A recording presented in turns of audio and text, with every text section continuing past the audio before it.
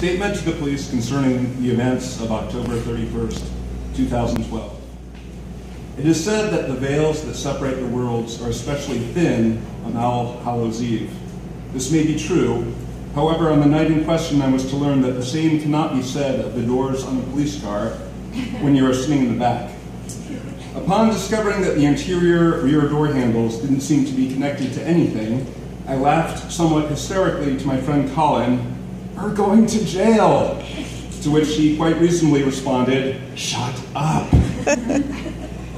At the time of my discovery, I was dressed as Poseidon, Lord of the Sea, and was in the company of my friend Colin, who was dressed as a Viking warrior covered in fake blood. Despite being locked in the back of a police car on Halloween, I was in extremely good spirits for several reasons. Let the record show that I, my wife Rachel, my friend Colin, and his wife Anna had begun the evening by dressing up respectively as Poseidon, a mermaid, a bloody Viking, and a macabre flapper. We turned over the care of our 2-year-old boy to our house cleaner, who was also serving as our babysitter for the first time. As responsible partiers, we had chosen to walk to a club a few blocks away, appropriately called the Seahorse. It was at the Seahorse that I, fully in character as Poseidon, the Lord of the Sea, drank as if I were one of my scaled and finned subjects. Additionally, I had been offered and had accepted a pipe from the bouncer of the club, who had regaled me with tales of hundreds of hours of film he had in his possession of the R-rated, around-the-world sailing adventures of Hugh Hefner and Shel Silverstein. A story for another time, and yet a contributing factor to my altered state. Those of us in costume were ushered on stage by an inebriated hostess at the end of the evening, who awarded a prize to the contestant who received the loudest applause. Let the record also show that while I was awarded the grand prize, my wife felt that the hostess's selection had been unduly affected by drink, and that she herself perhaps had been robbed of the prize. And protestations went unheeded that since she had made my costume as well as her own, she really won the prize herself. Let the record also show that marriage presents challenges. Even in a match as perfect as between Poseidon and a mermaid, or myself and my wife. And also that she made a spectacular and very sexy mermaid, and probably was robbed.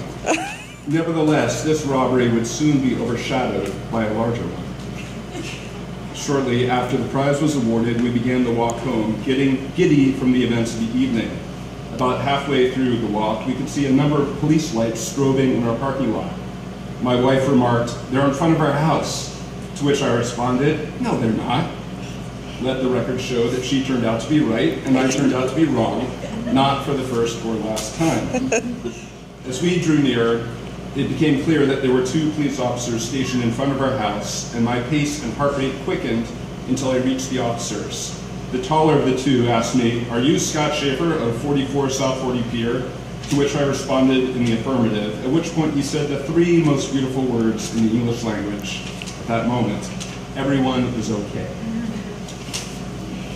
The events that followed were, for me, entirely colored by those 3 words, which had rendered me completely impervious to any bad news whatsoever. Our house cleaner, Sitter, had barricaded herself inside the house and was refusing to open the door to the policia, but knowing that our child was safe after fearing the worst had elevated my already good mood to dangerous altitudes.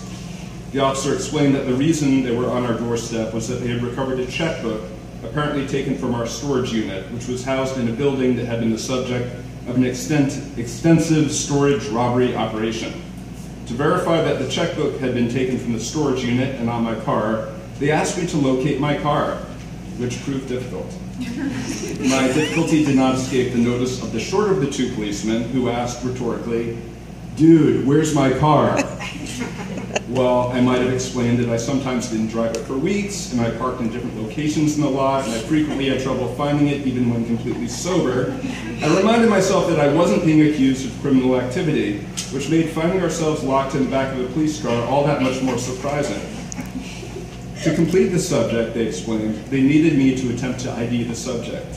I'd assumed they were holding him in a downtown jail, which is why it was surprising when the officers climbed into the front seats after making us wait much longer than seemed strictly necessary, and drove us literally across the street to where our storage locker was. There, after finally being released from the car, we were confronted by the sight of a thin, white, tweaker-looking dude, kneeling, handcuffed, lit up by spotlights, and surrounded by chop saws and musical instruments and items from other storage lockers, which all looked far more valuable than what we'd been storing in ours. The officers asked me if I knew the tweaker. A flicker of fear passed over his face, as if he expected that judgment for his crimes was about to be meted out by a Greek god and or a bloody Norse warrior. I don't know the man, he said, a pitiable figure that we loomed over in our Halloween best to be soon whisked off into the underworld of our criminal justice system. Nevertheless, the sight of this wretch did not dampen our spirits, particularly mine, as Poseidon, Lord and Master of all that is damp, immortal, and eternally relieved for the safety of my family. I attest that all events described here are true to the best of my recollection. Thank you.